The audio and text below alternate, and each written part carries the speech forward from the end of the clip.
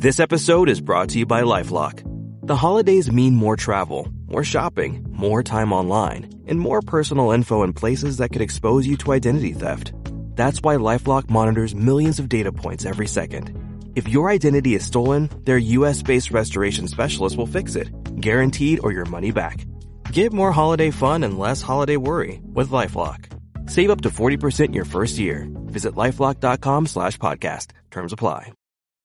Welcome to the 5 o'clock show. It's time for Common Sense. Now, it's Katz and Cosby with John Katzimatidis and Rita Cosby, standing for truth, justice, and the American way, bringing common sense to the world. Now, here's John Katzimatidis and Rita Cosby. It's the final countdown. 28 days left for President Biden to be president until January 20th, 2 p.m. There's a lot of damage between now and then, John. I hope not, because the truth is, I'm not sure President Biden knows. His wife should know, maybe.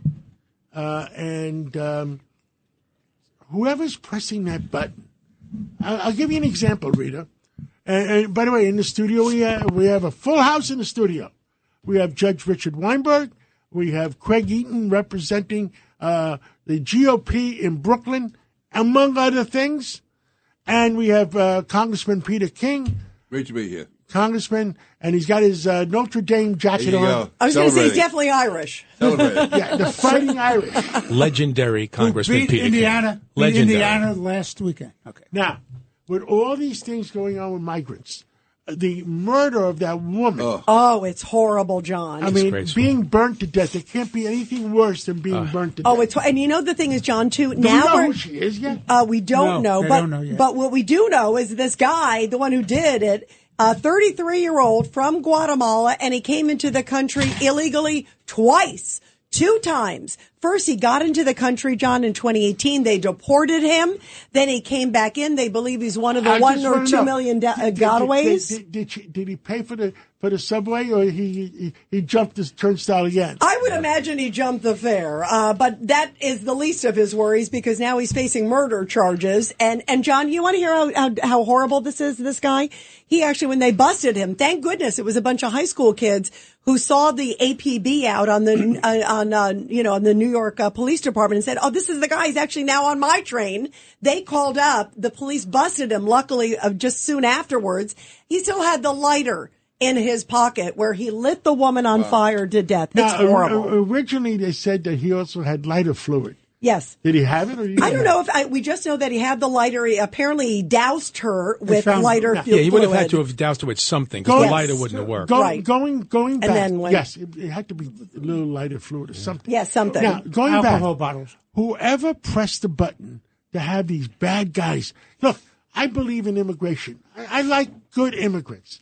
But whoever has these bad guys shipped in with knowledge that they're bringing in murderers and convicts, I mean, shouldn't they be held responsible, Congressman? Yeah, I mean, President Biden, his first day in office, he basically signed the executive order opening the borders. And he was even saying, come on in. They had to know. I mean, if you're letting everybody in, you know that the bad guys are going to try and get in. That's for sure. Absolutely. Do we have people? Did President Biden have stupid people in charge? I don't know.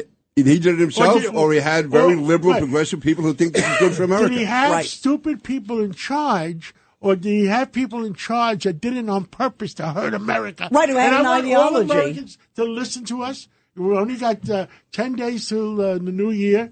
And, I mean, what is the truth? It's insane, John. And by the way, you bring up a great point, because now we're learning so much more about Joe Biden and his mental incapacity. So it hits the head on the question. Clue. Right. So who was pulling the trigger? Who was running the country and making the decisions? You had all those Biden people. Right. You had Obama's, had Biden people all around him. Well, you had Valerie Jarrett. Yeah. Susan Rice. These were Obama people. Yeah, but we have to find out. I think people say to me, is Trump going to go after the Democrats? I say, we better go after the people that hurt the American people. I'm putting my foot down on that. Absolutely. It shouldn't be Republican or Democrat. It's If he not did about something Republican. bad, If I somebody agree. pressed the button to intentionally hurt the American people. Knowingly, right. Knowingly. I mean, that, and I Sid agree with you. Rosenberg going to say it? F them. Well, we wouldn't say that, but I would say it's treasonous. We would never say that. Seven dirty words on radio and television. Exactly. And by the way, speaking, I didn't say anything bad. You didn't. You hinted, but that's okay. I just used why don't we ask Michael Goodwin when he comes on? If anyone knows, it's Michael Goodwin. Absolutely. By the way, the other thing too, you guys, speaking of which, John, and it gets worse. We just found out that Joe Biden is commuting the sentences for federal death row inmates. 37 out of 40. Yes. And these are child killers. Yeah, these are some of the worst of the worst. I mean, one guy, I read the story of one guy. He went on a camping trip with a mother and daughter, slit the mother's throat, slit the daughter's throat, and then killed a couple other people. So he's letting him out so he can do it again? He's commuting his sentence, so he's not getting the death penalty. Which means he's killed, but he's life in prison. Still, he's not entitled to live. I'm sorry. I'm a college dropout. So I have to go through you guys across the way. What was it? The recidivity rate? That means what are the chances of those 37? How many of those 37? Well, they're not going to get out. They're not going to get out. Are going to slit somebody else's throat. No, they're not going to get out. Wait a second. Excuse me. You have people in the prisons who work there in the correctional facilities. The corrections officers, all the doctors, all the social workers, all the drug rehab counselors, the visitors. All those people, other inmates, all those people are potential victims. When you're in prison with no chance of parole, you have nothing to lose by killing a correct Exactly right. It's a free ride. I saw a movie like that the other night. John, you see more movies. If you're going to issue a pardon, and you want to do it for someone, you have to do it for someone that didn't kill children and women and other people. I mean, and what about why would you show mercy? Why would you show mercy? By recycling needles and people got HIV. Yeah, why would you show mercy? I'm sorry. Why would you show mercy on these kind of people? These people deserve they deserve mercy. They deserve the ultimate Let's punishment. go back to the basics. How can anybody believe that Biden knew what he was signing? Right. 1,500 in one day. Right. He never knew. Thank you. I don't think he knew. Right. It was like, hey, sign this. Somebody brought in the pile. Yes. And by the way, how do you know they didn't use the automatic signature machine? Yes. By the way, that is one thing. There are some requests now to be looked into to the House Ethics Committee to see, was it auto pen? Was it his signature? Did he know? I think it should be looked into. It's a bona fide question to John's point. Who was helping him sign or saying, hey, honey, sign this? I think the American people are entitled to know the truth. By the way, is Michael Goodwin on? He is. He just joined us. Let's go to Michael Goodwin. Now let's go to Michael Goodwin, Pulitzer Prize winning columnist of the New York Post. Michael, this new news about the commutations, that's amazing. Well, we're at the stage, I think, where nobody should be shocked by anything that Joe Biden does on his way out the door.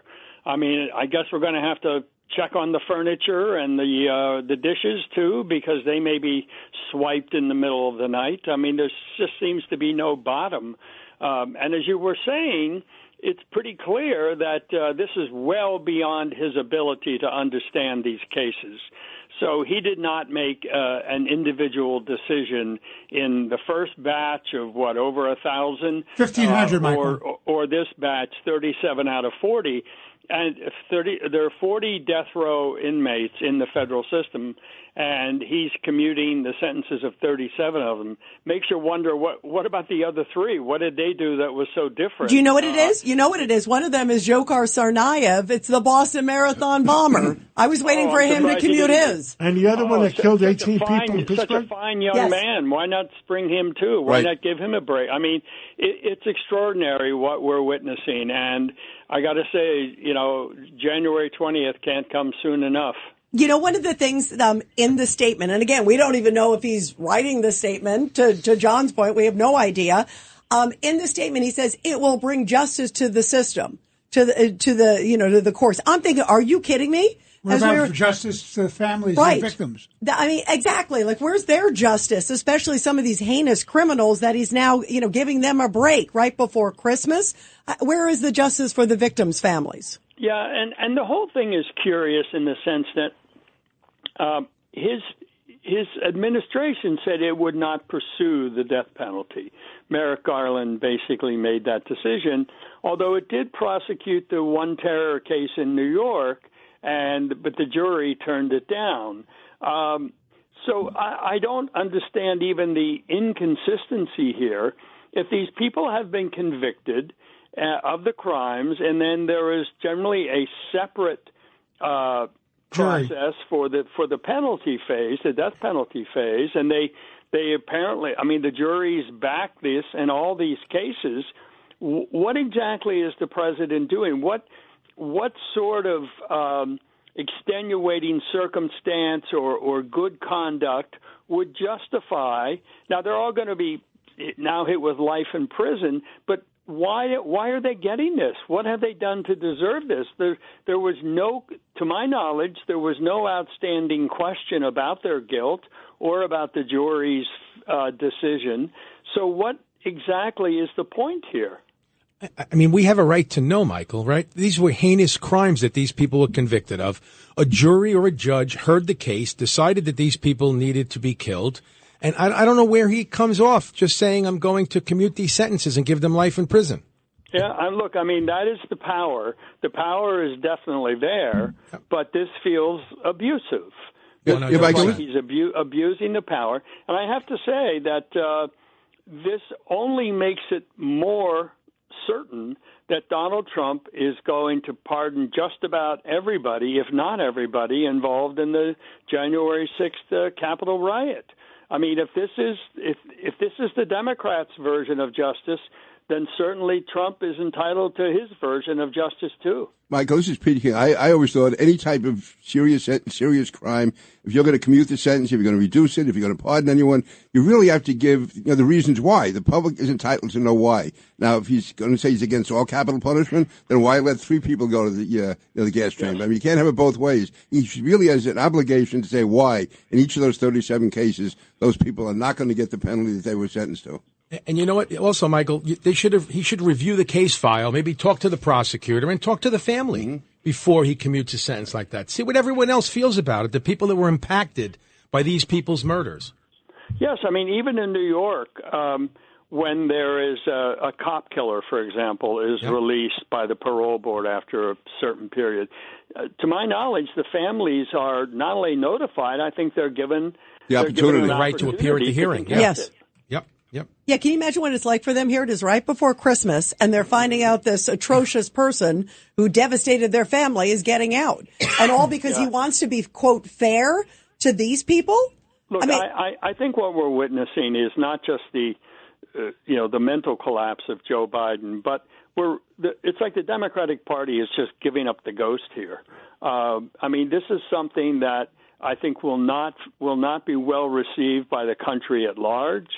And this election, I think, opened all kinds of cracks in the party.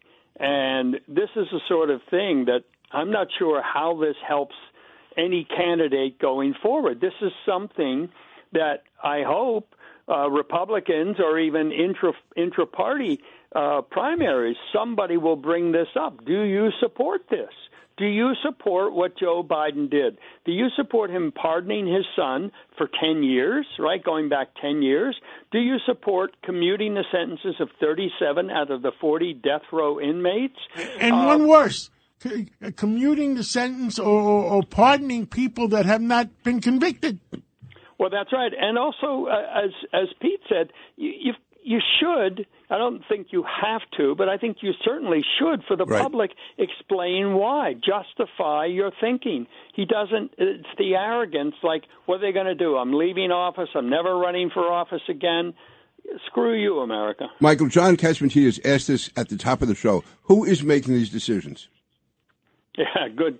That's the question, right? I raised it in my column the other day too on the Journal piece. I mean, where is the media? Is there still a media in America? Isn't there a free press somewhere?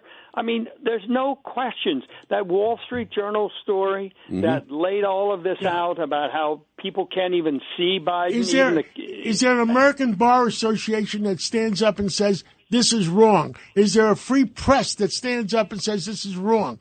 I mean, when did we go to hell?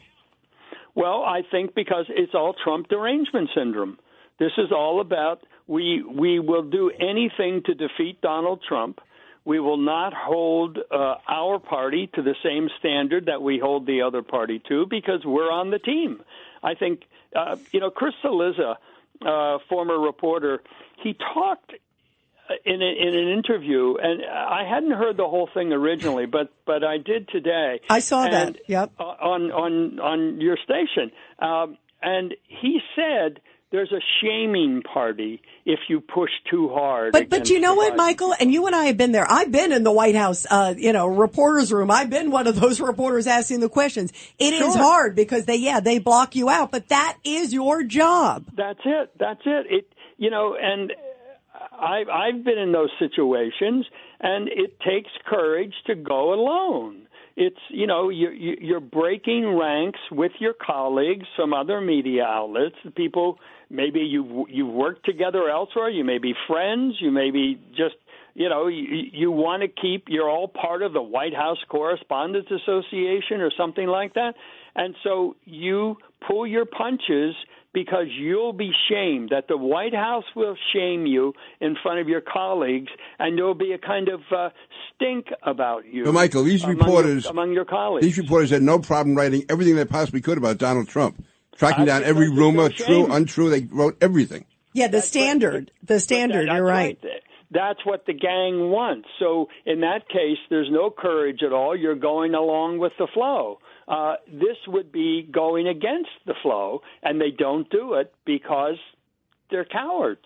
Amazing. Well, thank you very much. I think we have John Yoo ready, right? So, yes. So thank you very much, Michael Goodwin. We really appreciate it. You're great. Thank you. You're terrific. Thank you. And, Michael, if we don't talk, have a great Christmas and great holiday. Merry Christmas. Thank you. And happy Hanukkah to your wife. Thank you, guys. And now let's go to John Yoo.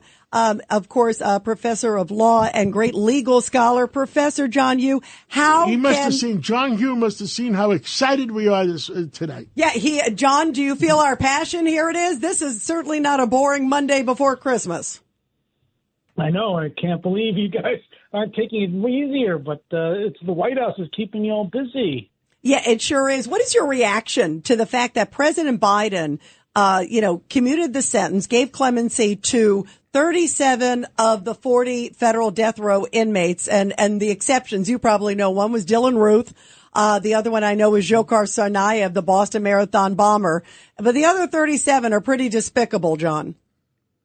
I couldn't agree more. And I think it's within the power of the president to issue these kinds of pardons.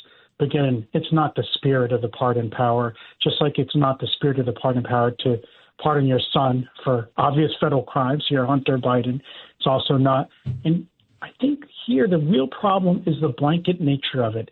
It's not just that there are individuals who I think clearly deserve the death penalty, both for retribution, but also as a disincentive, a deterrent from people doing terrible things in the future. But it's because he pardoned them all.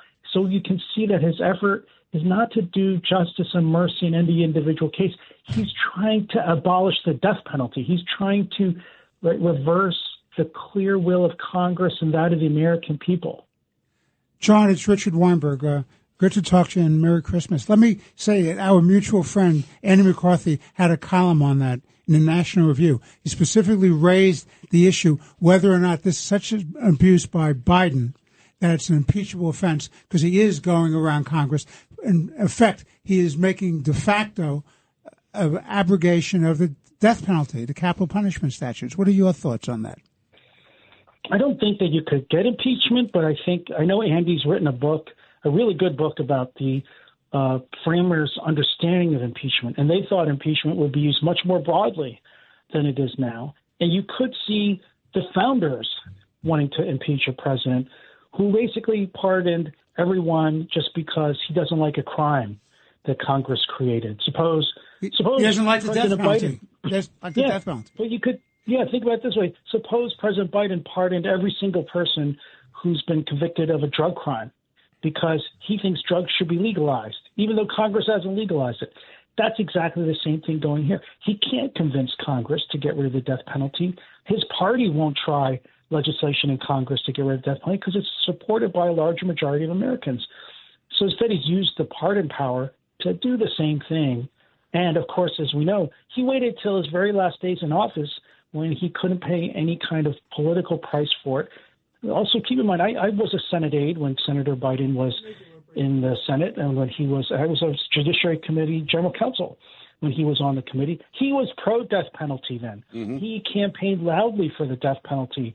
And so I think this is just a very cynical turnabout for him because he no longer has to run for office and return to the American people for approval. Yeah, absolutely. But what's disgraceful, John? And I saw the comment, and it was saying he's doing it. He wants to be fair. He feels like it makes the judicial system fair. I mean, how is that fair to the victims' families? And I mean, the fact that you look at the background of these. We got to find out who pressed those buttons. Yeah, that's because the other question. I don't think he had a clue what he was signing.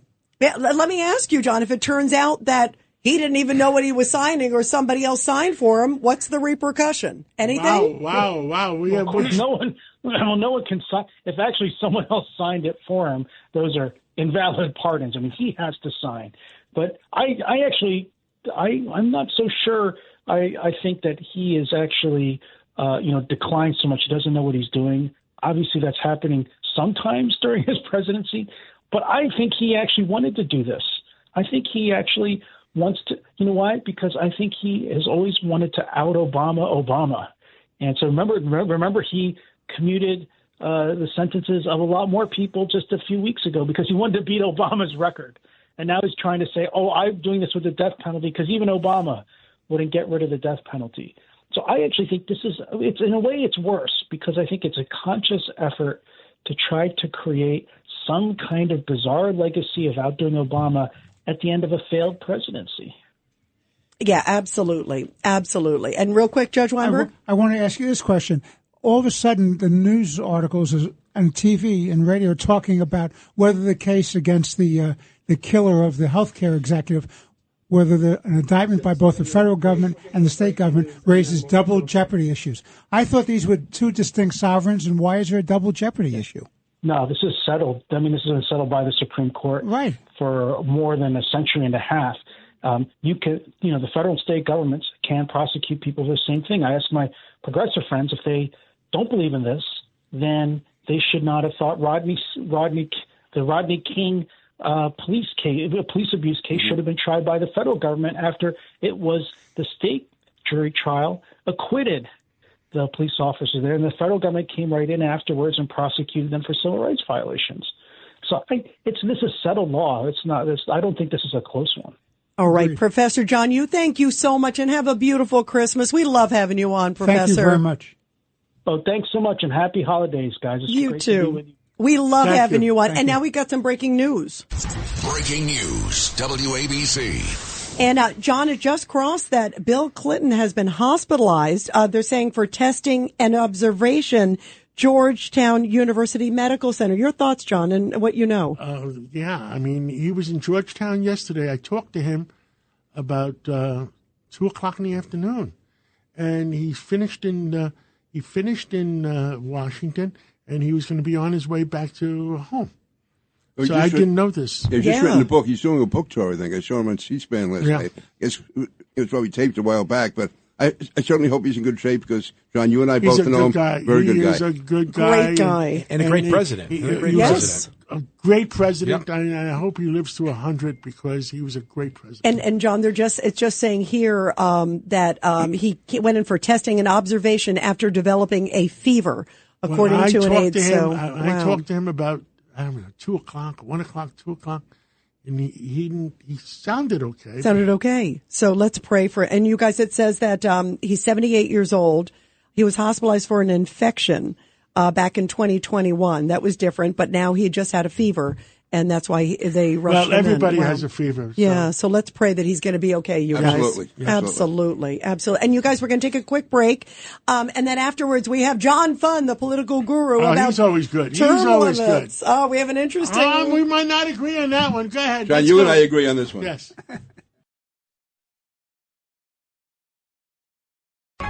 A common sense recap of the day's biggest stories. It's John Catsimatidis and Rita Cosby.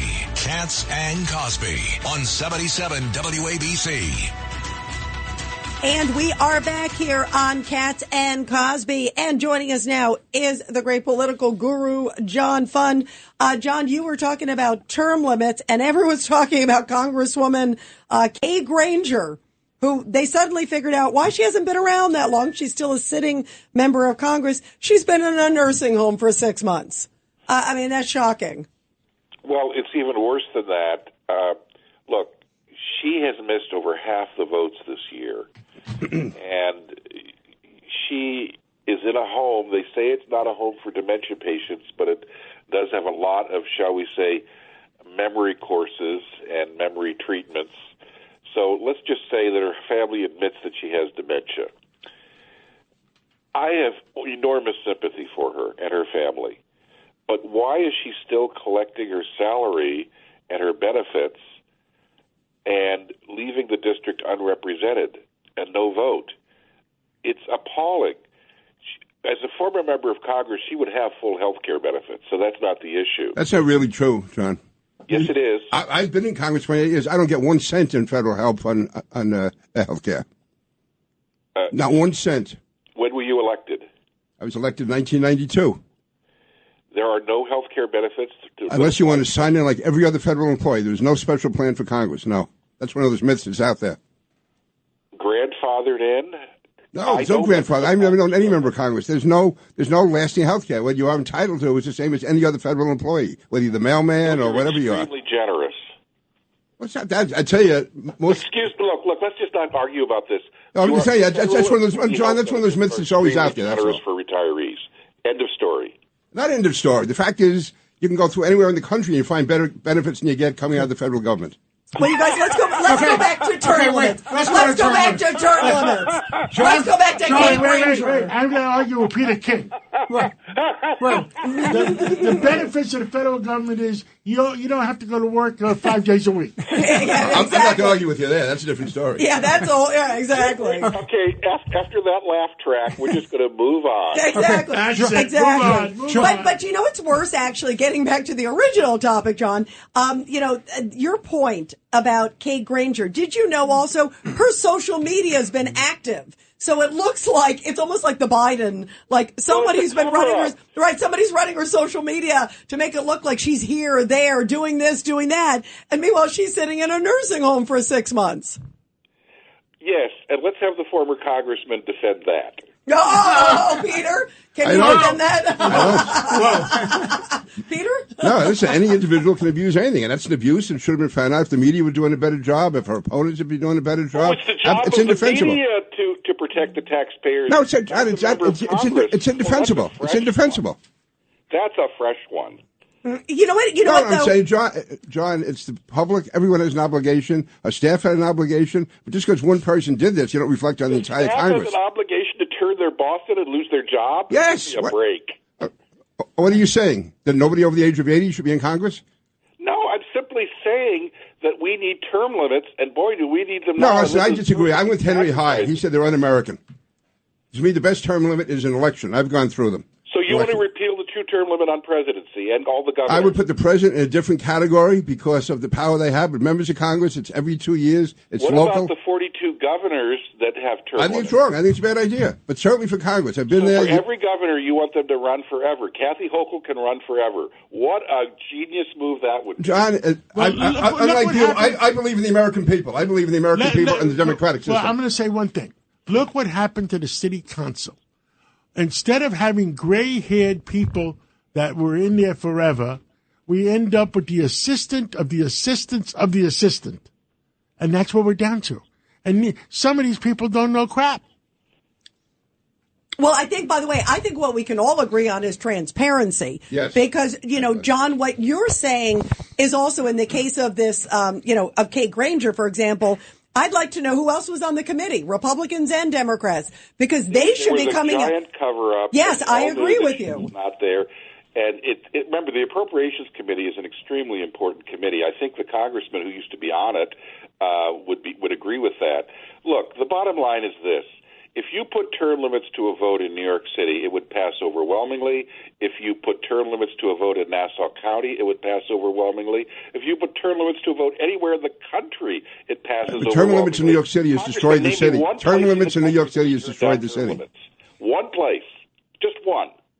John, term limits in New York City has destroyed the city. John, this is Craig Eaton. I was the chairman of the Republican Party here for 10 years in Brooklyn. And you know what? I agree with what you're saying. I hear what you're saying. I hear what the congressman is saying as well. But I think there's a middle of the road. I think that in order to solve this problem, we should have term limits. But I don't think the term limits should be short. I mean, we should give people enough time. For example, like the congressmen have to run every 2 years. That's ridiculous. You win, and then the next day after you win, you got to start your reelection campaign. I think you should have a longer term for Congress. Finance reform, and that would be a separate issue. Yeah. You want to discuss campaign finance reform, which is what you're really talking about. That's a separate subject and can be addressed separately. No, I'm not talking about campaign finance. I'm talking about just. You are going against what about 75% of New Yorkers have expressed over and over again. We want term limits, and that you can't argue with that many people easily. No, I'm saying term limits are okay. But you have to take it on a case-by-case basis. You have to take it on a case for each office. You have to look at the office and figure out. So what would you make the silly council?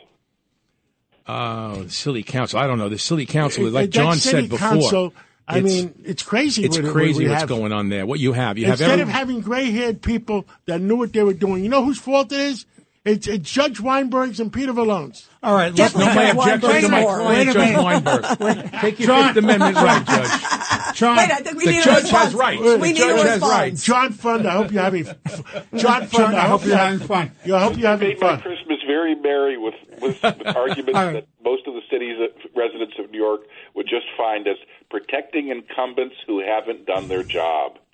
Go ahead, Judge Weinberg. Go ahead. Your turn. I just want to defend himself clear. now. I want to be perfectly clear. When Ron Lauder got the idea because he couldn't stand Rudy Giuliani, and he came up with the term limits gambit, Peter Vallone and I and the city council opposed it. There were votes. Twice, John Fund is absolutely right. Overwhelmingly, we lost. Our argument was you're losing institutional memory. You are having people who are just hustling for the next job, and that the bureaucrats and the lobbyists would have and the unions would have the power. But we lost. If the older members stay in office long enough, they will lose institutional memory because they'll lose their memory. Yeah, they'll lose their memory, period. John, just I voted against term limits every time, and I was reelected for 28 years. And the voters knew I made it clear I would never, ever vote for term limits. Can we go back to your health insurance? I don't have any. There's nothing to go back to. I have none.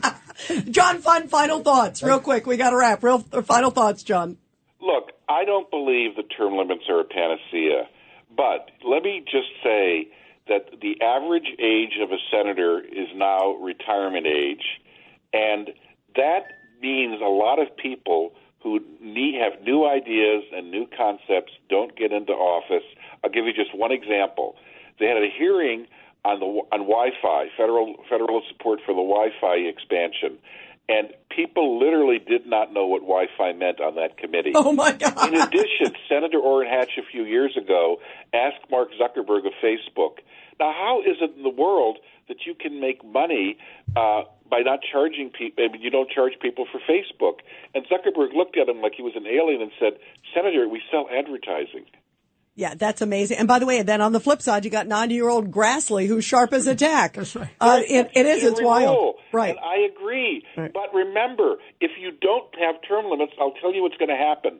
North Dakota just voted to prevent anyone over the age of 80 from filing for Congress. I don't support that. I don't.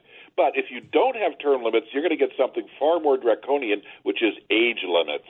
Yeah, no, and that is a concern. I hear you. John Fund, thank you very, very much. We love this great spirited conversation, John. You're terrific. Thank you. Merry Christmas, John. Thank you, John. Merry Christmas, John. Thank you. And now let's go to the other headlines, guys. Let's go to those headlines. It's the top news of the day, sponsored by Goya. Here's Rita Cosby. I told you, Rita, I am slow today. No, you're on it today. No, actually, you're fast. You're juggling a million things. And John, there's a lot of other stories that are happening right now. Police have charged a 33-year-old Guatemalan immigrant, as we talked about, in the death of a homeless woman set on fire on a city subway. Police say Zapata Khalil walked up to the sleeping homeless woman on Sunday morning. She poured some sort of flammable liquid over her and set her clothes on fire with his lighter that was found in his pocket. Luigi Mangione is in the courtroom this morning. He entered a not guilty plea to state murder charges. The 26-year-old Ivy League grad faced federal charges last week. He is accused of gunning down United Healthcare CEO Brian Thompson in Manhattan on December 4th. And those are the big headlines of the day. And we're talking border after the break with the head of the Border Patrol Union.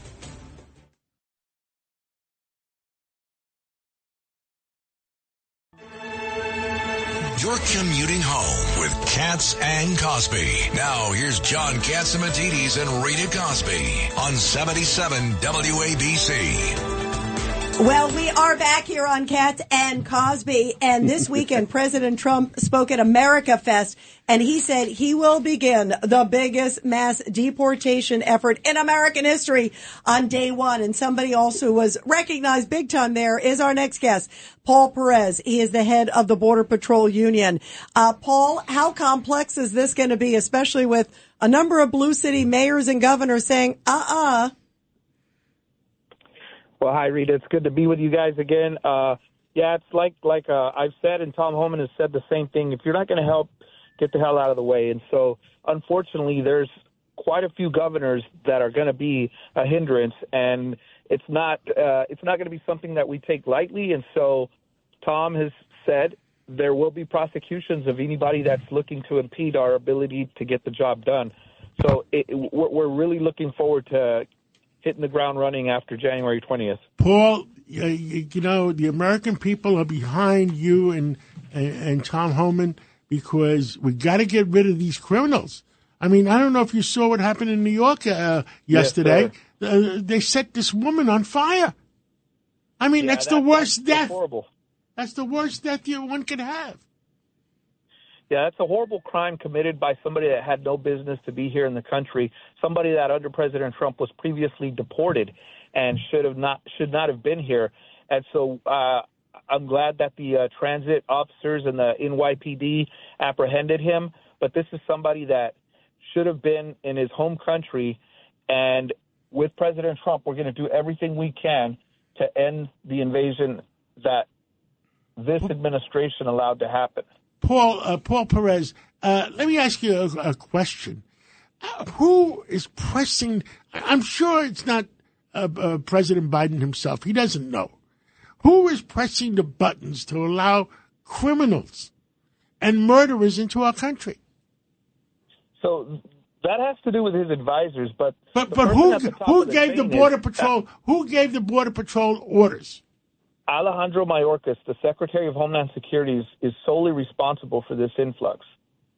And by the way, did you see him over the weekend? Alejandro Mayorkas over the weekend, Paul, you probably saw this. He was like, well, yeah, we're missing some kids, but it's not necessarily DHS. He tried to make it sound as if, like, the Department of Homeland Security, which is indeed in control, like, no big deal, you know, not our responsibility. I mean, I feel like January 20th can come soon enough.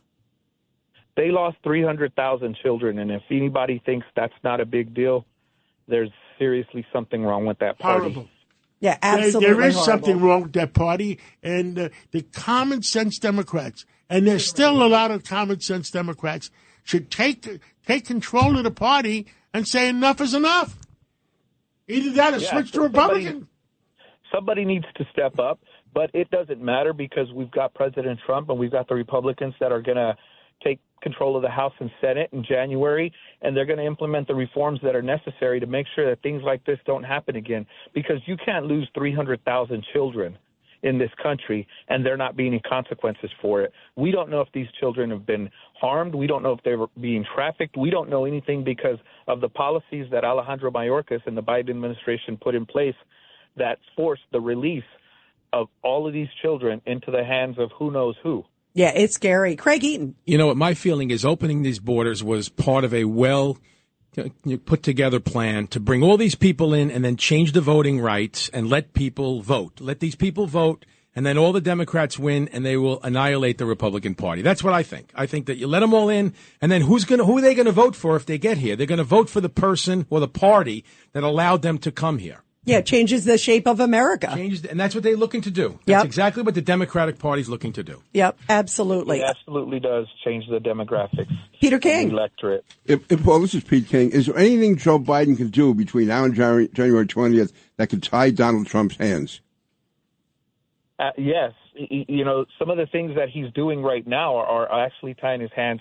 They're trying to put policies in place that will make it a lot more difficult for him to hit the ground running day one. They just extended some employment work authorizations for people. They extended them from the time frame they had, and I believe it's another 5 years that they gave, without having looked at the consequences of that. So things like that they're doing administratively absolutely can hamstring what President Trump is going to do day one. Things for the federal government as a whole. I'm sure you guys are tracking what he did by commuting the sentences of those that were given the death penalty at the federal level. 37 condemned prisoners are now going to spend the rest of their life in prison without giving true justice to the families who were expecting them to be put to death. And now, because of what he did, that's really, really sad for those families, because those prisoners did deserve to die. A jury convicted them and sentenced them to death, and he overturned that. Paul Perez. That's despicable. Paul Perez. My discussion with President Trump a month or two ago was we're going to deport the criminals first. Is that still true? Yes, if you know. Yes, absolutely. There's going to be targeted enforcement, which you're going to go after those that have already had their day in court, that have had the warrants for removal, those that are criminal aliens. Yes, there's going to be targets, the criminal cartels, the Tren de Aragua, MS-13. Okay, those are the targets. That's the great thing. Yeah, that is. Yeah, who would want them? Okay. Paul Perez, thank you very much. Really great to have you here, and thanks. You got to come back on again soon. We love and appreciate all the men and women in the Border Patrol. Thank you, Paul. Thank you, guys. Merry Christmas. Thank you. And Craig, you want to bring in our next guest who is running for governor in New Jersey? I'm glad we straightened that out. Yes, yeah, absolutely. And who listening to that would not want those people deported? That's very interesting. Next we have a candidate for and the next governor of the great state of New Jersey, a good friend of ours, a good friend of John's, a good friend of our show, Jack Ciattarelli. Jack, what do you have to say for us this evening? Hey guys, great to be back with you. I'm in your great city tonight for the Knicks game, so always great to be in your city. Love the traffic, but right? Yeah. Let's not talk about that. Yeah, we don't want to traffic. Talk about traffic. Let me tell you what we're not going to do. Right, congestion pricing. Congestion pricing go through. That's what we're not going to do. January 5th. They're going to screw us. And you know what happens? The money goes down a black hole. You bet it does. And we're not going to screw New Jerseyans with this cash grab to save the MTA. This isn't the way to do it. If they want more people to use the mass transit, maybe it should be safe. You guys talked about what happened just this past week where someone was set on fire and murdered in the subway. Locals calling in the National Guard. How do you expect people to use the mass transit system if it's not safe? Yeah, absolutely. You're right. And it is such a disaster at a time where economy is going crazy. What about the drones too? Because Jack, you're there in New Jersey and everyone's concerned about, potential, what it is, what it isn't, and just the lack of information from the administration. Listen, we've gotten conflicting reports on this time and time again, Rita. First, Phil Murphy said there was no issue. Next, he said he was frustrated with the Biden administration for a lack of cooperation. The next thing we heard from the FBI is they didn't know whether or not they posed a threat. We're 4 weeks in now, and I don't think there is a threat. But here's what concerns me. If it was a threat, we are obviously ill-prepared. I would use emergency funds as governor and equip our state police to get up in the air, go toe-to-toe with these drones, and find out their point of origin. How is it after 4+ weeks we don't know the point of origin of these drones? That's what's scary to me. It shows that we're not prepared, and we need to be. Jack, what else is happening in New Jersey that you want to tell our listeners? Hey, New Jersey has faced the highest overall tax burden in the country, guys, whether you're individuals or businesses, and that needs to change. I refuse to be the governor of a state that's the worst in the country in which to do business. the worst in the country in which to retire. We can change that. We just need some fiscal sanity and common sense policies in New Jersey, and we'll get that when we win the next election. I agree with you. Yeah. I think, Jersey deserves the right thing, and everybody deserves to be safe. And I talked to safe, John. I talked to Governor Hochul yesterday. Attorney General. Yeah, I spoke to Governor Hochul yesterday, and I said it's the state of how do I usually say it? State of what? Sort of Chaos. a little bit. But, chaos in the subways, right. etc. Right. It's law and disorder. but Jack, you brought up a good point. The congestion pricing. They want to raise money. They want to take cars off the street. It's not going to take cars off the street. It's going to make it more complicated for people to get into the city. It's going to crowd New Jersey. It's going to crowd the Upper East Side and West Side, right? And then they want to push people onto the subway. Right. And let me tell you what she's going to force me to do if Hochul goes ahead with that plan. When I'm governor, if you're coming through the tunnels or over the bridge into New Jersey in the morning, guess what? If you got a New York plate, you're going to have to pay a fee. We're going to fight fire with fire here. Go ahead, Peter King. Yeah, Jack, first of all, good luck to you. Congratulations on the great race you ran in the past. This year, when Donald Trump got 47% of the vote in Jersey, all the outside geniuses were shocked. Were you surprised, and can the Republicans build on that going forward? Peter, I wasn't surprised because we were the spark that lit the fuse. I had people saying I was going to lose by 15 points in 2021, and I lost by 2.5. And so the fact that Donald Trump didn't spend a dime here, and I don't mean that in a negative way, but he came within 5 points.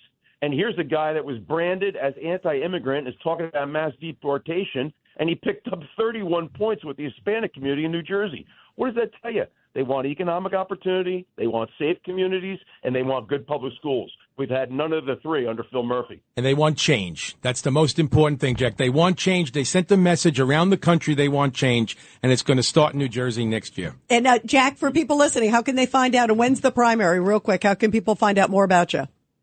Primary will be the first week of June, Rita, and the way they can find out about me is jack4nj.com. That's the number 4, jack4nj.com. Awesome. You got to come back on again soon, Jack. Thank you very much, Merry Jack. Christmas, Jack, to you and your family. Merry Christmas. Guys. Ho, ho, ho. Thank you, Jack. And everybody, after the break, Miranda Devine. She always has some good scoops. It's a common sense recap of the big stories. It's Katz and Cosby on 77 WABC.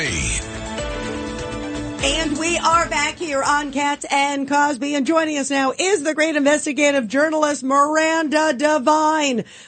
Miranda, how much damage can President Joe Biden do? John and I were figuring out at the top, it's the final countdown, 28 days, right, John? How much damage can you do in 28 days? Well, hi, guys. Look, he's doing a lot already. I mean, we've just seen this latest slew of pardons and commutations of really vile murderers and rapists and child killers. I don't know what is gotten into him. He's put out a press release saying that it would be on his conscience. I feel as if, he's doing this in a way to try and salve his conscience for the terrible things that he has done. As a Catholic, I guess he's against the death penalty, but he's very pro-abortion, and he's been behind a real expansion of abortion. And so if he worries about his conscience, I would have thought he would worry about that, but he doesn't. Maybe he thinks it's kind of a quid pro quo with God, that he's soft on the death penalty and easy going with abortion, and also opens the border and allows in a lot of illegal aliens, which is another favorite of this Pope.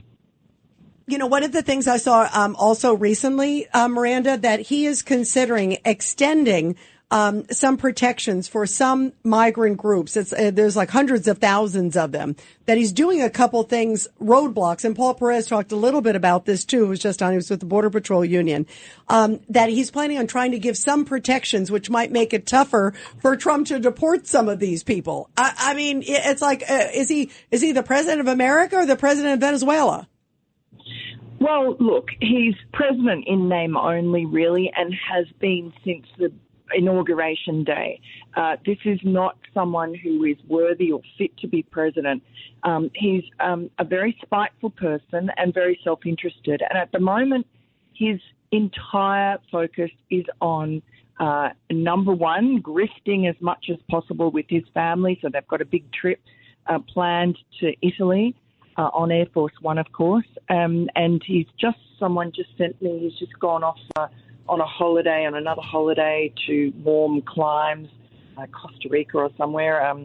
And then his other main priority is to burnish his legacy or try and create a false legacy to make himself seem like, a word he loves to use, a very consequential president.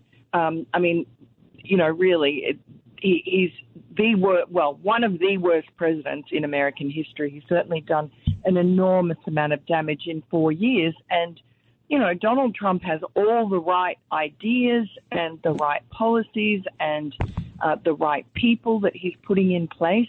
But, gosh, it's going to be a very big task, especially, as you say, with all these roadblocks and sabotage that Joe Biden, we don't even know what he's up to. Yeah, we don't even know if he's signing it. We were just talking about, too. We don't even know if it's him or if it's some staffer. We're trying to get a legal interpretation from Professor John Yoo that if it's an automatic signer like they have in the White House and he didn't sign it and probably doesn't remember if he signs it or not, don't forget the conversation I had, who was it? Mike Johnson, I think, where he pointed certain things out to President Biden, and President Biden says, "I didn't sign that." He says, "Well, here it is." Kevin McCarthy. Kevin McCarthy. Kevin. Okay. I remember when Kevin told us that. I remember that, John. He told us the story. Right. So I mean, if he's not really signing it, who is signing it, and is it legal? Look, he either is the president or he's not, and if he's not compos mentis, he should not be president, even if it's only for another 4 weeks. But I think he is, we see him occasionally and we know with the ailment that he has, and from what staffers and various sources told the Wall Street Journal in their story about his senility the other day, that he has good days and he has bad days. And so they rearrange national security meetings and all sorts of other functions to suit his good days. But he does have days when he is compos mentis. Now, I'm sure that they are fewer as time wears on, but I am not willing to give him a free pass and to say, all these egregious things that happened when he was president in his name were not caused by him. I don't believe that. I think that, for instance, all these commutations and pardons are absolutely on brand. The grift is continuing. You can just see, I'm sure there's a lot that goes by him and that his staff and his minders have a lot to answer for how they have abused the power of the presidency and his very ambitious wife, Jill Biden. But I'm not willing to let Joe Biden off the hook because he's not completely gaga. He knows what's going on a lot of the time, enough of the time, to be held accountable by history. Yeah, and America, it's just been a disaster, regardless whether it's him or someone else. It's been a disaster. Judge Weinberg. Miranda, I just want to commend you and our listeners to read your column where you point out that this was the worst, the cover-up, the Biden mental incapacity, lack of competence, was the worst political scandal in America's history involving the White House. Yes, I really do believe it is. I think it's worse than, anything under the Kennedy administration with his dalliances, worse than Nixon. This is a 4-year or longer, because it was going on during the primary season for the Democrats, just attempt to steal the presidency and hoodwink the American people and put in place a man who was not morally or cognitively fit to do the job. And the Democrats know him. He's been a member of the Democratic Party for a half a century or more, and there's no secret about what he is. And there certainly was no secret during the primary season. I saw with my own eyes in Iowa and New Hampshire that this was a man with cognitive failings. He had to be led around the place by his wife. He had to have teleprompters for basic stump speeches. So you have a man whose brain is in chaos, who sometimes knows what he's saying and issues instructions that people like General Milley take as the gospel truth and go and carry out. And then in other cases, he doesn't seem able to rouse himself from sleep. No, you're right. And some of these stories are just stunning. Miranda, we love you. If we don't talk to you beforehand, have a great Christmas, Miranda. Merry Christmas to you and all your fabulous listeners. Thank you very much. Thank you. And guys, what do we all stand Well, for? why don't we first say a prayer for Bill Clinton? Everybody go home and say a good prayer for Bill Clinton. Absolutely. Yes, absolutely. He's in the hospital. He's a good guy, and I'm sure he's going to be okay. Right. But, you know, a little bit of prayer helps. Right? Absolutely. Absolutely, guys. And everybody, The what last do we of the stand great, for? Democratic president. Yeah, Yes, great 100%, president. John. Yes, he's Amazing. probably going, what's going on? And what do we all stand for? Truth, justice, and the American way. God bless America.